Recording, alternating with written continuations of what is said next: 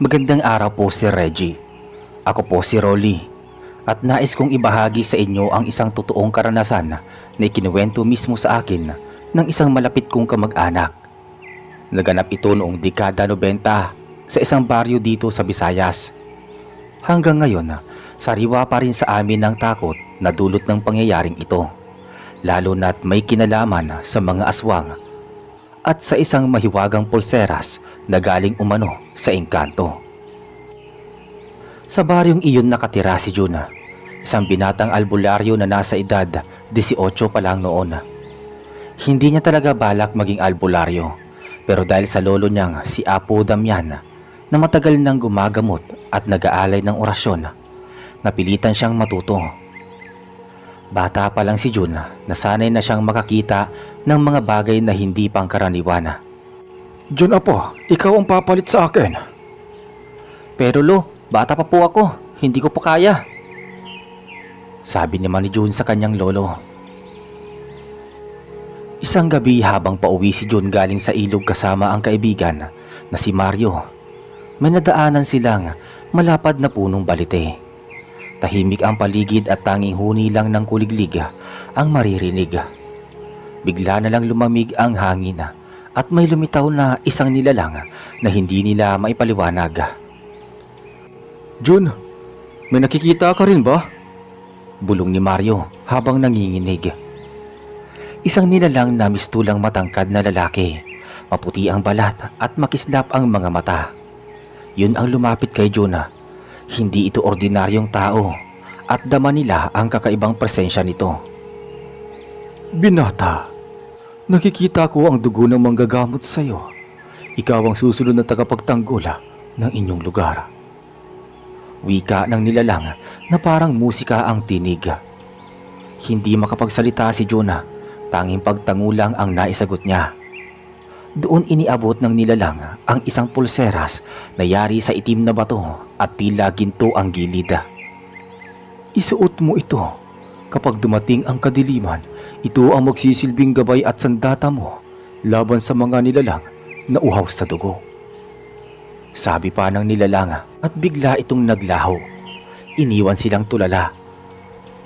Pag uwi nila, ikinuwento agad ni June kay Mang Celso, ang matandang albularyo sa kabilang baryo, na minsan ay tinulungan siya. John, hindi lahat ng regalo ng engkanto ay ligtas. Pero kung totoo ang sinasabi mo, malaking tulong ito. Ingatan mo ang pulseras dahil kapag nalaman ng mga aswang, ikaw ang kanilang pagbubuntunan ng galit. Nang gabing yun, habang nasa kubo si June, biglang nag-init ang pulseras sa kanyang kamay. Hindi siya mapakali. Lumapit si Ligaya, pinsan niyang nagtatakang nanlalamig at nanginginig ang katawan. Kuya John, ang sakit. Para may humihigop ng lakas ko. Umiiyak na wika ni Ligaya. Napansin ni June na sa labas ng bahay may aninong gumagalaw. Mabilis niyang kinuha ang langis at orasyon na itinuro ng kanyang lolo. Mario, bantayan mo si Ligaya. May masama sa labas. Utos ni June.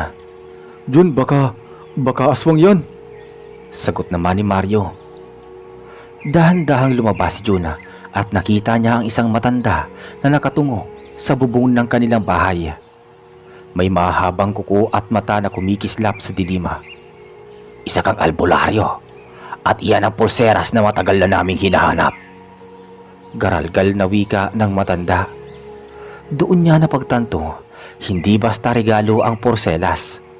Isa itong bagay na pinagnanasaan ng mga aswang. Nang gabing yun, habang hawak ni June ang pulseras, ramdam niyang lalong umiinit ito.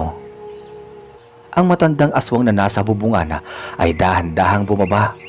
Ang mga kuko nitong mahaba ay tila mga pangil na handang dumurog ng laman. June, pumasok ka na. Huwag kang lumabas. Sigaw ni Mario. Pero hindi umatras si June. Kahit kabado, inalala niya ang bilin ng kanyang lolo.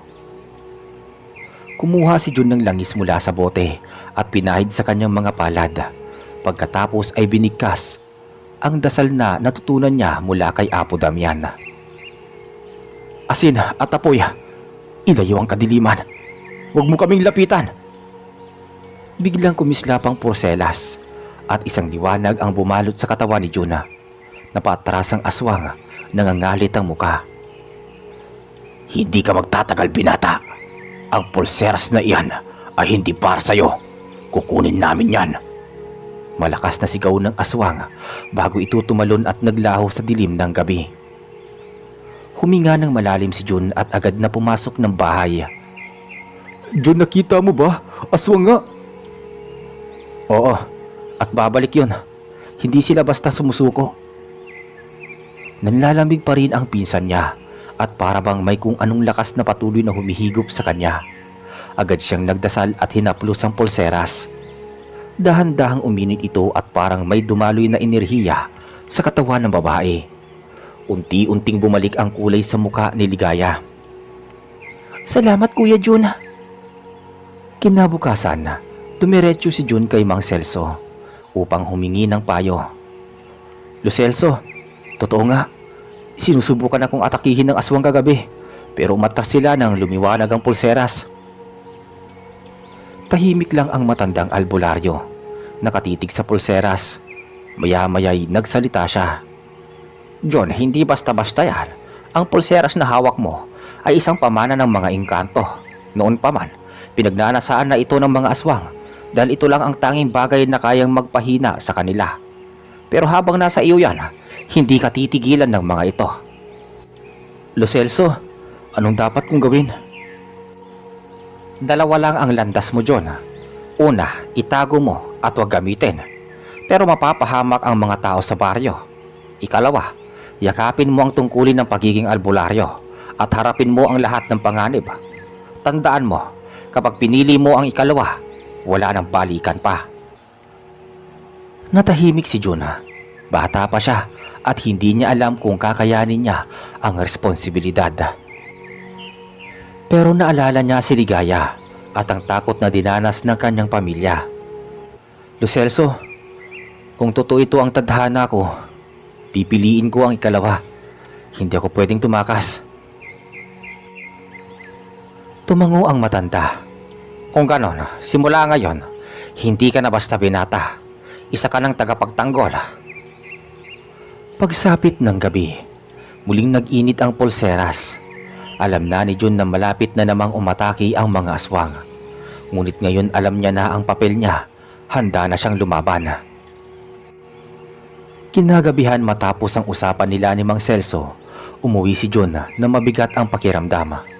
Tahimik ang buong baryo pero dama niya ang kakaibang simoy ng hangin. Parang may kasamang amoy ng dugo at bulok na karne. Pagdating sa kanilang kubo, sinalubong siya ni Mario. Jun, buti at dumating ka. Kanina pa ako nag-aabang. Ang mga manok sa likod biglang nagkawalaan. Tapos nakita ko, may isa na lang na natira pero butot balahibo na lang. Napakagat-labi si Jun. Nandito na naman sila, sabi niya. Habang nagsasalita siya, biglang kumidlat sa langit. Sa sandaling liwanag, nasulyapan nila ang ilang aninong gumagalaw sa paligid ng mga puno. Hindi lang isa, kundi 3 o 4. Jun, ang dami nila ngayon. Hinawakan ni Jun ang pulseras. Ramdam niya ang tindi ng init nito. Halos parang nasusunog ang kanyang balat. Mario, huwag kang lalabas ng bahay kahit anong mangyari. Ako ang haharap sa kanila. Pero Jun, baka mapahamak ka. Kung hindi ako lalaban, mapapahamak ang lahat. Sagot ng binata sabay tingin sa natutulog na si Ligaya. Lumabas si Jun dala ang langis at isang maliit na buntot ng pagi na nakasabit sa tali. Isa sa mga paboritong gamit ng mga albularyo. Sa dilim lumitaw ang isang babae. Payat at mahaba ang buhok. Nakalawit ang dila hanggang dibdib. Albularyo, ibigay mo sa amin ang pulseras at aalis kami. Bulong nito na parang may kasamang hangin ng kamatayan. Hinding-hindi. Ano kayang mga siniswerte? Sumirit ang babae patungo sa kanya. Subalit agad niyang itinaas ang pulseras. Kumislap ito at tumama sa katawan ng nilalang. Napasigaw ang aswang, halos masunog ang balat. Ah! Hindi magtatagal. Hindi ka magtatagal, bata ka. Sigaw nito bago umatras. Ngunit hindi doon natapos. Dalawa pang nilalang ang lumabas mula sa kawayan. Isang matanda na nakayuko at isa naman ay parang batang payat na may pulang mata. Jun, tatlo sila! Itinaas ni Jun ang buntot pagi at sabay dasala. Biglang lumakas ang hangin at tila may humahampas na hindi nakikita. Ang dalawang aswang ay umatras pero hindi lubos na napinsala. Nagtawanan pa sila. Garalgal ang tinig. Bata pa ang lakas mo. Darating ang aming pinuno at kukunin niya ang lahat sa'yo. Pagkasabi nito naglaho silang parang usok. Naiwan si Jun na nanginginig, pawisan at hingal na hingala. Pagpasok niya, agad niyang sinalubong si Mario. Jun, baka bukas bumalik sila nang mas marami pa. Ano ang gagawin natin? Tumingin si Jun kay Ligaya na muling nananaginip ng masama. Parang may dumadapo sa kanya habang natutulog. Doon niya napagtanto, hindi sila titigil hanggat hindi nila nakukuha ang pulseras. Mario, kailangan ko pumunta bukas kay Mang Celso. Hindi ko na kaya itong mag-isa. Kung darating ang pinuno nila, baka ito na ang pinakamahirap na laban. Tahimik lang si Mario, pero bakas sa mukha niya ang takot at paghanga sa kaibigan. Kinabukasan, maagang gumising si Juna. Hindi pa sumisikat ng husto ang araw. Naglakad na siya patungo sa baryo ni Mang Celso. Sumama si Mario kahit na halatang ayaw niyang lumapit pa sa anumang may kinalaman sa aswang. Jun, sigurado ka ba dito? Kahapon lang ng gabi, muntik ka na mapahamak. Tapos pupunta pa tayo sa bundok na yan? Mario, kailangan ko ng gabay. Kung darating talaga ang pinuno nila, baka hindi ko kayanin mag-isa. Pagdating nila sa kubo ni Mang Celso, sinalubong sila ng amoy ng insenso. Nakaupo ang matanda sa harapan ng altar, puno ng mga bote ng langis, orasyon at mga halamang gamot. John, alam kong darating ka. Lumapit agad ang binata. Lolo Celso, kagabi muling nagpakita ang mga aswang. 3 sila, pero sinabi nilang darating daw ang kanilang pinuno. Kung totoo ang sinasabi nila, malaki ang problema. Ang pinuno ng mga aswang dito sa kabundukan ay si Alfonso, isang nilalang na dating tao. Isa siyang albularyo noon na naglakad sa madilim na landas. Albularyo? Ibig sabihin, dati siyang kagaya ninyo, natin? Oo, pero ginamit niya ang kanyang kaalaman para sa kasakiman. Nakipagkasundo siya sa mga nilalang ng dilim. Dahil doon naging pinuno siya ng mga aswang. At matagal niya nang hinahanap ang pulseras na nasa iyo ngayon. Hindi nakapagsalita agad si Juna. Parang biglang bumigat ang kanyang balikat. Jonah, hindi lang ito laban ng katawan. Laban ito ng isip at loob. Kung magdududa ka, doon ka madaling matatalo. Lolo Celso, ibig sabihin ba kukunin talaga ni Alfonso si Jun? Paano kung hindi namin kayanin? Tumingin ang matanda kay Mario. Kung hindi niya kakayanin, wala nang susunod na takapagtanggol ng baryo. Ang kapalaran ng lugar na ito ay nakasalalay sa kanya. Pagka-uwi nila, mas lalo pang naging mabigat ang loob ni Jun. Habang nakahiga, hawak-hawak niya ang pulseras. Lolo Damian, kung naririnig mo ko, bigyan mo ko ng lakas. Hindi ko alam kung kaya ko itong mag-isa. Bulong niya sa kanyang yumaong lolo. Ngunit sa kanyang pag-idlip, may narinig siyang tinig sa isip niya. Hindi boses ng tao kundi tila galing sa pulseras mismo. Binata, huwag kang matakot. Ang liwanag ay nasa loob mo. Huwag mong hahayaan ang dilim na sakupin ka. Nagising si Jun na pawis na pawis. Alam niyang paparating na ang oras ng kanyang tunay na pagsubok. Samantala sa kabilang dako ng kagubatan, nakatayo si Alfonso, ang pinuno ng mga aswang. Payat ang kanyang mukha, pulang-pula ang mga mata at mahaba ang kuko. May pulseras na siya. Hindi siya dapat mabuhay na matagal. Kapag lumakas pa siya, mahihirapan na tayong agawin sa kanya ang kapangyarihan. Nagpatira pa ang mga kasamahan niyang aswang. Panginoong Alfonso, kailangan natin siyang sakupin. Ngumisi si Alfonso. Ipinakita ang matutulis niyang pangila. Sa susunod na kabilugan ng buwan, kapag wala na siyang takas. Lumipas ang ilang araw na hindi mapalagay si Juna. Tuwing dapo't hapon ramdam niya ang kakaibang init ng pulseras. Para bang pinapaalala sa kanya na palapit ng palapit ang oras ng panganib. Jun, hindi ka na halos natutulog Hindi ako mapakali, Mario. Sa susunod na kabilugan ng buwan, tiyak darating sila. At si Alfonso mismo ang haharap sa akin. Tahimik lang si Mario sandali bago nagsalita. Jun, alam ko matapang ka pero hindi ba pwedeng tumakas na lang tayo? Lumayo na lang tayo sa ibang baryo. Umiling si Jonah. Kung tatakas tayo, iiwan natin ang mga tao. Sino ang magtatanggol sa kanila? Kung ito ang kapalaran ko, haharapin ko. Pagsapit ng gabi, pinatawag ni Jonah si Mang Celso. Doon sa kanilang kubo sila nagtipon kasama si Mario at si Ligaya. Na unti-unti nang bumubuti ang lagay pero halatang natatakot pa rin. Lolo Celso, anong dapat kong gawin kapag humarap na sa akin si Alfonso? John, tandaan mo, hindi sapat ang pulseras. Kakailanganin mo rin ng tibay ng loob at pananalig. Ang mga dasal na ito, iyan ang magbibigay ng dagdag na lakas sa oras ng laban. Kinuha ni Jun ang papel at nagpasalamat. Lolo Celso, natatakot ako pero hindi ako uurong. Lumapit naman si Ligaya. Kuya Jun, naniniwala ako sa'yo. Kung hindi dahil sa'yo, baka nawala na ako ngayon. Labanan mo sila para sa ating lahat. Nagpatak na ng luha si Juna at lalong pinatatag ng mga salitang yun ang kanyang loob. Kinabukasan, kumalat sa baryo ang balita. Ilang alagang baka at kambing ang natagpo ang wala ng laman, tanging balat at buto ang naiwan. Nagsimula nang magpanik ang mga tao. Mga aswang! Hindi na tayo ligtas! Sigaw ng isa. Kailan ba matatapos ang takot na ito? Dagdag ng iba. Tumayo si Jun sa gitna ng tao. Makinig kayo.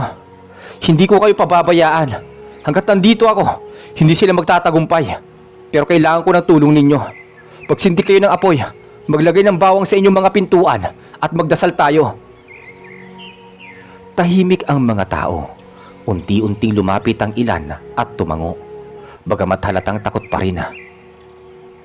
Pagdating ng gabi, maliwanag ang buwan. Hindi pa man lubos na kabilugan, ramdam na ni Jun ang malakas na enerhiya ng dilima. Muling nag-init ang pulseras at halos parang kumikirot ang kanyang balat. Mario, bantayan mo si Ligaya. Lolo Celso, salamat sa lahat. Kung hindi ako makabalik. Shh! Huwag mo sabihin yan, Jun. Babalik ka. Baliw ka talaga. Ikaw ang tinakdang tagapagtanggol, di ba? Huminga ng malalim si Jonah. Tumungo sa gilid ng kagubatan. Sa bawat hakbang, naririnig niya ang mga alulong ng aso at tila boses na bumubulong sa hangin. Hanggang sa ilalim ng liwanag ng buwan, unti-unting lumitaw ang mga anino. 1, 2, 5, hanggang sa mapuno ng mga aswang ang paligid. At mula sa gitna, lumabas si Alfonso. Ang kanyang balat ay kulay abo. Ang mga matay nagliliyab, nagbabaga, at ang tinig ay parang pinagsamang boses ng tao at hayop. Binata, sa wakas nagkaharap din tayo. Ibigay mo sa akin ang pulseras at baka pagkalooban pa kitang mabuhay. Mahigpit na hinawakan ni Jun ang pulseras. Hindi mo ito makukuha, Alfonso. Hanggat ako ay may hawak, hindi mo magagawa ang kasamaan mo. Natawa si Alfonso, malakas at nakabibinging halakak. Tingnan natin kung hanggang saan ang tapang mo, binatang albularyo. At sa isang iglap, sumugod ang mga kasama. Sabay-sabay na umatake kay Jonah. Sa gitna ng liwanag ng buwan, sabay-sabay na umataki ang mga aswang. Tumalon sila mula sa mga puno. Mabilis at matutulis ang mga kuko. Si June kahit na nanginginig sa kaba, agad na itinaas ang pulseras. Kumislap ito ng matindi at tila may pader na liwanag na bumalot sa kanya. Tumama ang dalawang aswang ngunit para silang tinulak pabalik ng hangin.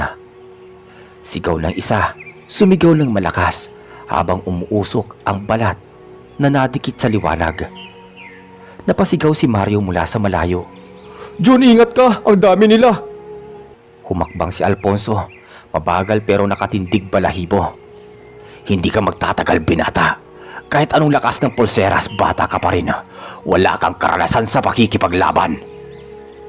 Bago pa man siya makalapit, dalawang aswang ang muling sumugod. Agad nagdasal si June, hawak ang buntot pagi.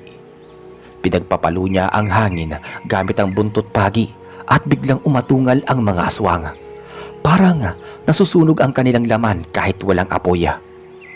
Isa ang natumba at gumapang palayo habang ang isa'y naglaho sa anyo ng malaking itim na ibon. Ngunit kahit natalo ang ilan, mas lalo pang dumarami ang dumarating. Mula sa bawat sulok ng kagubatan, may lumalabas pang iba. Ang kanilang mga matay pulang-pula at ang mga ngipin ay kumikislap sa talima sa ilalim ng buwan. Hindi matatapos ito, John. Hanggat hindi mo ibinibigay sa akin ang pulseras, buburahin namin ang buong baryo. Huwag mong itadamay ang mga walang kinalaman. Kung ako ang gusto mo, ako ang harapin mo! Ngumisi si Alfonso at sa isang iglap, bigla siyang nasa harap mismo ni June. Mas malapit, mas nakakatakot. Ang amoy ng kanyang hininga ay mabaho, parang bulok na bangkay. Matalino kang bata, pero hindi sapat ang tapang mo. Bulong niya, sabay hugot ng mahaba niyang kuko. Muntik nang tamaan si June, pero kumislap muli ang pulseras.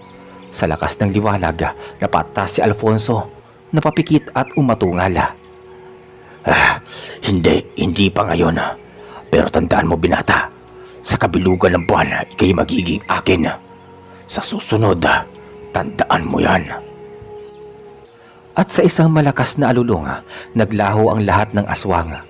Naiwan si June na hingal, pawis na pawis at halos mawala ng lakas.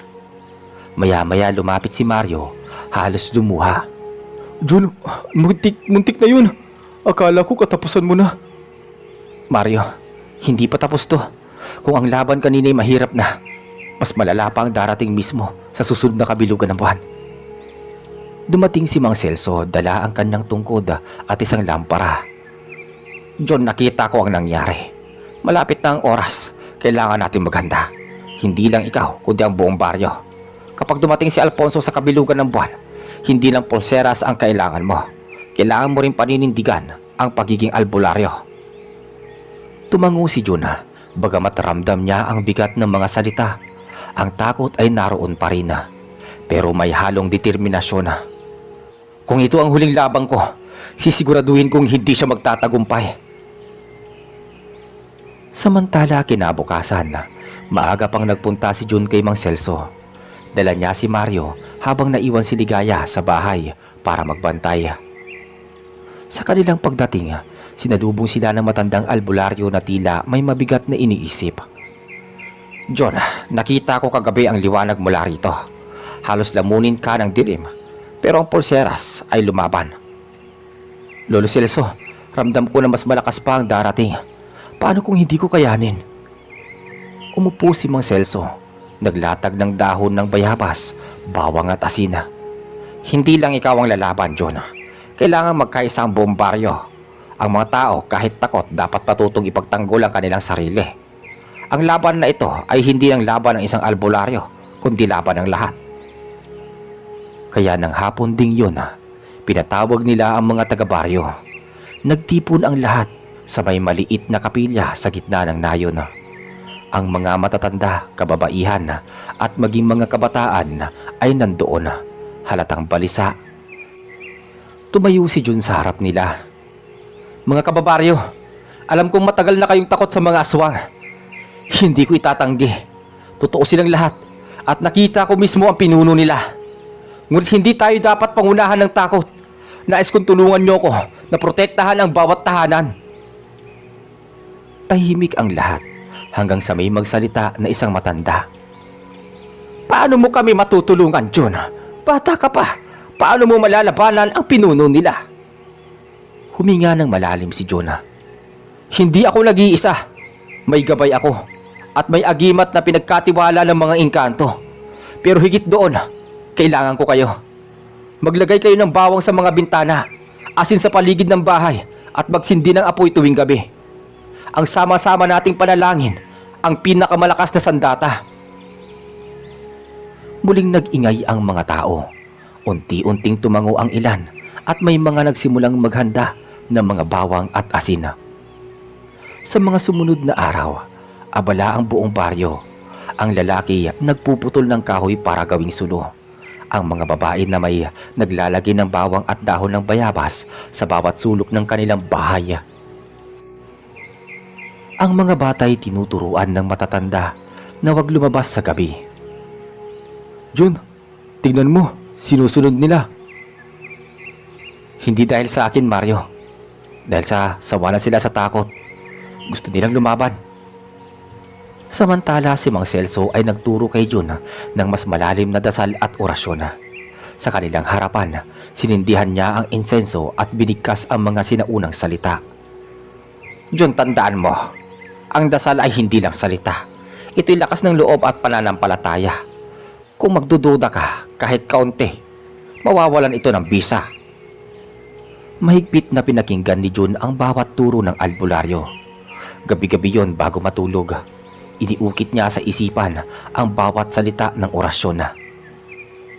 Isang gabi, habang abala ang lahat sa paghahanda, muling nag-init ang pulseras. Dama ni John na malapit na ang laban, ngunit kasabay nito, may narinig siyang bulong, parang tinig ng engkanto na nagbibigay ng pulseras. Binata, malapit na ang kabilugan ng buwan. Huwag kang bibitaw. Ang liwanag ay nasa iyong puso. Wika ng nilalang. Napahinto si John at napatingin sa kalangitan. Ang buwan halos buo na. Lolo Celso, handa na ba talaga ako? Mahina niyang sabi. Tumangulang ang matanda hawak ang kanyang tungkod. Walang sino mang ganap na handa sa laban ng buhay at kamatayan, John. Pero tapang, hindi ka wala ng takot. Ito'y ang pagpili na lumaban kahit natatakot ka. Lumipas ang ilang araw nang walang katahimikan sa baryo. Lahat ay abala sa paghahanda at sa bawat gabi may sindi ng sulo at usok ng insenso na bumabalot sa paligid ng mga bahay. Ngunit ngayong gabi, kakaiba ang pakiramdam ni Jonah. Nakatayo siya sa gitna ng bakuran ng nila. Hawak ang buntot pagi at nakasuot ang pulseras na bigay ng engkanto. Ang buwan sa langit ay bilog na bilog, tila nakamasid mula sa taas. John, eto na yon. Ang gabi ng kabilugan ng buwan, hindi na sila magtatago. Darating sila para kunin ang pulseras at ang kaluluwa mo. John, sigurado ka ba na kaya mo? Kung gusto mo, sama-sama tayong lalaban, pati ako. Lalapit na rin ako. Mario, hindi ko kayo isasama sa panganib. Pero salamat. Kung damating man ang oras, kailangan kong lumaban. Eksaktong 12:00 ng gabi, biglang humuni ng malamig ang hangin mula sa kagubatan. Sumabay dito ang mga alulong na parang galing sa mga aso, ngunit mas malalim at mas nakakatindig balahibo. Mula sa kadiliman, isa-isang lumabas ang mga aswang. Mga matay nagliliyab, mga kukoy kasing haba ng daliri, at ang ilan may pakpak na kumakampay. Nagsimula silang umikot sa baryo, at ang tao sa kanilang mga bahay ay nagdasal ng sabay-sabay, hawak ang krus at bawang. Lumakad paabante si Alfonso, nakasuot ng itim na barong, ang mukay mahaba, ang mga matay puro dilima. John, oras na. Ibigay mo na sa akin ang pulseras at maiiwasan ang pagkawasak ng baryong ito. Hindi ko ibibigay ang bagay na hindi para sa inyo. Ang pulseras na ito ay para ipagtanggol ang mga tao laban sa mga katulad mong demonyo.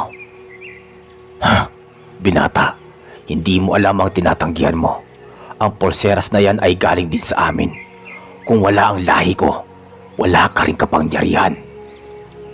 Pwede mong baluktutin ang kwento, Alfonso. Pero hindi mo kayang baluktutin ang katotohanan. Ikaw ang salot ng baryo at hindi ko hayaang magpatuloy pa. Maya-maya sa isang iglap, umataki ang mga aswang. Pabilis silang sumugod, ngunit kumislap ang pulseras at naglabas ng matinding liwanag. Nabulag ang ilan at napatras, habang si Jun ay nagdasal ng orasyon na itinuro ni Mang Celso. Sa ngalan ng liwanag, alisin ang dilim. Umalingaw-ngaw ang kanyang tinig at mula sa pulseras lumabas ang tila apoy na puti. Tinamaan ang dalawang aswang na agad na napapasigaw at naglaho sa hangin. Ngunit si Alfonso ay nananatiling nakatayo, walang takot. Magaling, binata, pero ako ang tunay na kalaban mo. Sa isang iglap, lumipad siya at lumapag sa harap mismo ni Jun. Napatras si Mario at napasigaw. Jun, mag-iingat ka! Humarap si Jun, hawak ang buntot pagi. Ngunit sa unang salpukan, ang lakas ni Alfonso ay halos tumilapos siya. Muntik nang matanggal sa kanya ang pulseras kung hindi niya agad ito nahawakan. Ngumisi ang aswang, naglalaway ang matutulis ng ngipin. Mahina ka pa rin. Hindi sapat ang tapang. Ibibigay ko sa iyo ang pagpipilian, binata. Sumama ka sa akin at magiging makapangyarihan ka o mamamatay ka ngayong gabi. Tumayo si Jun kahit nanginginig ang tuhod. Tinitigan niya ang pinuno ng aswang. Mas pipiliin ko mamatay kesa maging katulad mo, demonyo ka. Sa sagot niyang iyon, biglang lumakas ang pulseras. Kumislap ng mas maliwanag kaysa sa dati at halos matabunan ng liwanag ang buong paligid. Napatras si Alfonso, sumigaw ng malakas at nagbago ang anyo. Naging mas malaki, mas nakakatakot. Ang balat niya'y kumunot at ang kanyang mga kukuya parang patalima. Kung ganon, lalaban tayo hanggang kamatayan. Sumiklab ang kagubatan sa liwanag ng buwan at apoy mula sa sulo ng mga taga-baryo. Ang sigawan at dasal ng mga tao'y naghalo sa hangin habang nakatutok ang lahat sa banggaan ni Jun at Alfonso. Mabilis na sumugod si Alfonso. Ang mga kukoy kumikislap sa ilalim ng liwanag. Umilag si Jun, sabay hampas ng buntot pagi. Tumama ito sa braso ng halimaw at nag-iwan ng itim na paso. Malas na bata. Hindi mo alam ang kapangyarihan na kinakalaban mo. Muling umikot si Alfonso at lumipad pataas, sabay pababa na parang paniki. Napatigil si Jun at itinaas ang kamay kasabay ng pagsiklab ng pulseras. Nanginginig parang kalasag ang liwanag na humarang sa atake. Tumalbog si Alfonso, ngunit sa halip na mahina, lalo siyang nangitngit. Jun, huwag kang titigil! Ipinikit ni Jun ang mga mata nang marinig niya ang sigaw ni Mario at sinambit ang orasyon na tinuro ni Mang Celso. Habang binibigkas niya ito, mas lalo pang lumiwanag ang pulseras, ngunit ramdam niya rin ang bigat, parang hinihigop ang kanyang lakas. Maya-maya lumapit si Mang Celso at sumigaw, hawak ang kanyang tungkod. John, tandaan mo, hindi lang galing sa pulseras ang kapangyarihan. Ang paniniwala at tapang mo ang tunay na sandata. Muling umatake si Alfonso. Ngayon ay mas mabangis. Nahagip ang balikat ni Jun at dumugo ito. Napaluhod siya, nanginginig sa sakit. Lumapit si Alfonso, naglalaway at ngumisi. Ngayon, binata, akin na. Pero bago siya makalapit, biglang sumugod si Mario dala ang sulo. Lumayo ka sa kaibigan ko, demonyo ka! Napasigaw ang halimaw, napatras at nagbago ang anyo saglit. Galit na galit ito. Walang karapatang makialam ang isang tulad mong hampas lupa. Sa lakas ng nilalang, tinapon niya si Mario sa gilid. Bumagsak ito at napaungol. Mario! Sigaw ni Jun, halos mangiyak-ngiyak. Doon sumiklab ang apoy ng damdamin ni Jun. Pinilit niyang tumayo, hawak ang sugatang balikat. Alfonso, hindi mo sisirain ang buhay namin. Hindi mo kukunin ang kaibigan ko at hindi mo makukuha ang pulseras na ito. Kumislap ang pulseras nang mas matindi kaysa sa dati. Ang liwanag ay tila apoy na kumalat sa buong katawan ni Jun. Ang kanyang mga matay kumislap. Kumislap ng puti at ang buntot pagi parang nagkaroon ng sariling ningning. Napatigil si Alfonso, tila natakot sa unang pagkakataon. Imposible! Wala ka pang sapat na lakas para dito. Hindi ko kailangan ng lakas para maging malakas. Kailangan ko lang ng tapang para lumaban. Sa isang iglap, nagsalpukan silang muli. Ang buntot pagi tumama sa dibdib ni Alfonso at sabay sumabog ang liwanag mula sa pulseras. Umalingaw-ngaw ang nakabibinging sigaw ng pinuno ng mga aswang habang ang buong baryo ay nagliyab sa liwanag. Nabulag ang lahat sa tindi ng kislap. Nang bumalik ang kanilang paningin, nakita nilang nakaluhod si Jun, hingal na hingal, habang nakahandusay si Alfonso sa lupa. Nanginginig, sugatan ngunit hindi pa tuluyang naglalaho. Ngumisi si Alfonso kahit halos wala ng lakas. Babalikan kita, binata, at kapag bumalik ako, wala na makakapigil sa akin. At sa isang iglap, naglaho siyang muli, iniwan ng abo at usok. Pagkatapos ng malakas na pagsabog ng liwanag, unti-unting bumalik ang katahimikan sa baryo. Ang mga tao'y nagsilabasan mula sa kanilang mga bahay, dala ang mga sulo at nakamasid sa pinangyarihan ng labanan. Si Jun nakaluhod pa rin, pawis na pawis, nanginginig. Habang si Mario, pilit na bumabangon kahit sugatan. Lumapit agad ang ilang kababaryo upang tulungan silang dalawa. Jun, buhay ka pa. Huwag ka nang masalita, Mario.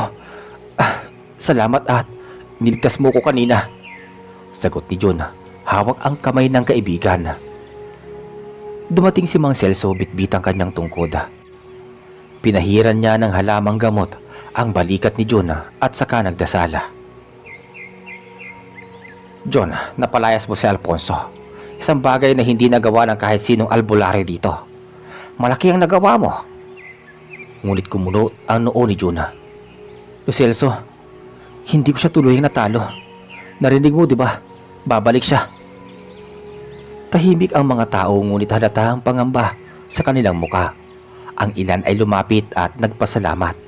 Ang iba na may halatang natakot pa rin. Jun, kung hindi dahil sa'yo, baka nilamon na ng mga aswang ang baryo. Ikaw ang dahilan kung bakit kami buhay ngayon. Sabi ng mamang matanda. Ngumiti si Jun kahit may pagod sa kanyang muka. Hindi ako nag-iisa. Kayo rin ang dahilan kung bakit ko kinayang lumaban. Kinabukasan, ang buong baryo'y abala sa paglilinis at pag-aayos ng mga bahay. Ang iba'y nag-alay ng panalangin sa kapilya. Ang iba namay naglagay pa rin ng bawang at asin sa paligid. Ngunit sa kabila ng pag-asa, may halong takot ang lahat. Isang araw, nagtipon ng ilang matatandang kababaryo si Mang Celso. Ang laban na ito ay hindi pa tapos. Ang nakita natin kagabi ay patikim lamang. Kailangan nating ipagpatuloy ang pagkakaisa dahil sa susunod, baka hindi lang si Alfonso ang bumalik. Ang mga tao ay nagsimulang magtanong. Lolo Celso, sapat ba ang bawang at asin? Ano pa ang kailangan namin gawin? Tumingin siya sa kanila ng seryoso. Ang pinakamahalaga ay ang pananalig. Ang mga engkanto ng nagbigay ng pulseras kay John ay hindi basta-basta. Ibig sabihin may dahilan kung bakit siya ang napili. Pero hindi natin siya dapat hayaang lumabang mag-isa. Gabi na nang muling kausapin ni Jun ang engkanto sa kanyang panaginip. Binata, nasubukan mo na ang unang hakbang ng iyong lakas. Ngunit tandaan mo, ang pulseras ay hindi lamang sandata. Ito'y pagsubok.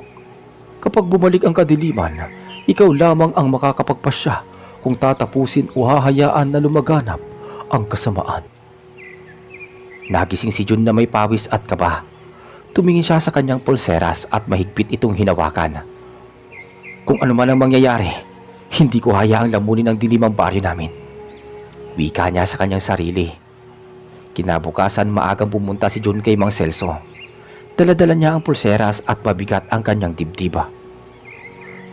Lolo Celso, ano ba talaga ang pinagmulan ng pulseras na to? Bakit parang may koneksyon si Alfonso dito? Matagal ng panahon, John. Bago ka pa isinilang, may kasunduan ang mga engkanto at mga nilalang ng dilim. Ang pulseras na yan ay ginawa para maging panimbang. Kapag napunta sa mabuti, magiging proteksyon. Pero kapag napunta sa masama, nagiging sandata ng pagkawasak. Napatigil si John at napatingin sa pulseras na nasa kanyang kamay. Kaya pala gustong makuha to ni Alfonso dahil alam niyang pwede niyang gamitin ito para sa kanyang sariling kapakanan. Tama, at ikaw ang napili ng engkanto para mag-ingat nito. Kaya hindi ka pwedeng bumitaw. Ikaw na ang bagong albularyo ng baryo, maliban sa akin. Lumipas ang mga araw habang ang mga tao sa baryo ay patuloy na naghahanda, nagdarasal. Si Jun ay mas lalong nagsanay. Araw-araw siyang tinuturuan ni Mang Celso ng mga orasyon at gamit na halamang gamot. Si Mario naman ay laging nasa tabi niya, handang sumuporta kahit delikado. Isang gabi, habang nagbabantay sila sa labas ng baryo, may biglang lumapit na matandang babae. Ang buhok nito'y mahaba at puti, ang matay kumikislap na parang bituin. Binata, ako ang tagapangalaga ng pulseras. Nandito ako para bigyan ka ng babala. Si Alfonso ay hindi pa tapos. Sa susunod niyang pagbabalik, hindi na siya mag-isa. Dadalhin niya ang lahat ng kanyang hukbo. Nagulat si Jonah. Teka, paano ko sila lalabanan? Kung halos ikamatay ko na ang una naming laban. Ngumiti ang matanda. Jonah, hindi mo sila kailangang talunin mag-isa. Ang lakas ng pulseras ay hindi lang galing sa liwanag nito, kundi sa liwanag ng mga tao pinoprotektahan mo. Kapag naniniwala ang buong baryo sa iyo, lalakas ang pulseras na taglay mo. At sa isang iglap, naglaho ang matandang babae. Lumipas pa ang ilang gabi, dumating na ang araw ng muling pagsalakay ni Alfonso. Ngayon hindi lang siya mag-isa, kundi may kasamang hukbo ng mga aswang at maligno. Ang baryo muling binalot ng dilim at sigawan. Tumayo si Jun sa gitna, hawak ang buntot pagi, suot ang pulseras. Mga kababaryo, huwag kayong matakot, sama-sama tayong lalaban. Sabay-sabay na nagsindihan ng sulo ang mga tao. Nagdasal ng malakas at inilabas ang bawang at asina. Nagsimulang umatras ang ilan sa mga halimaw, ngunit si Alfonso ay diretsyong lumapit kay Juna. Ngayon binata, sisiguraduhin kong wala ka ng pag-asa. Muling nagbanggaan ang kanilang lakas. Ngunit sa pagkakataong ito, ang liwanag mula sa pulseras ay mas malakas din. Habang nagdarasal ang buong baryo, mas lalo itong nagniningning hanggang sa halos masunog ang mga aswang na nakapaligid. Hindi maaari. Sigaw ni Alfonso habang unti-unting natutupok ang kanyang katawan ng liwanag. Alfonso, ito ang wakas ng kasamaan mo. Sa isang malakas na sigaw at dasal, sumabog ang liwanag mula sa pulseras. Natunaw ang hukbo ng halimaw at si Alfonso ay naglaho na parang abo na tinangay lang ng hangin. Ganoon kadali natapos ang laban sa tinding ng lakas at pananalig ng mga tao sa baryo. Naging tahimik muli ang paligid. Ang mga tao ay nagsigawan sa tuwa at nagpasalamat. Lumapit si Mario kay Jun, niyakap ang kaibigan. Jun, panalo tayo. Nagapi mo sila. Oo, Mario. Panalo tayo.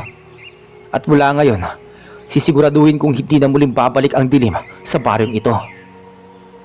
John, natupad mo ang tungkulin mo. Ikaw na ngayon ang bagong bantay ng liwanag. Huwag mo kalilimutan. Ang tapang na may kasamang malasakit ang pinakamalakas na sandata. At mula noon, naging payapa ang baryo. Naging kilala si John hindi lang bilang binatang albularyo, kundi bilang tagapagtanggol na hindi sumusuko sa gitna ng takot. Ang pulseras ay nananatili sa kanyang kamay, paalala laban sa kanilang pinagdaanan at simbolo ng pag-asa na hindi kailanman mapapawi.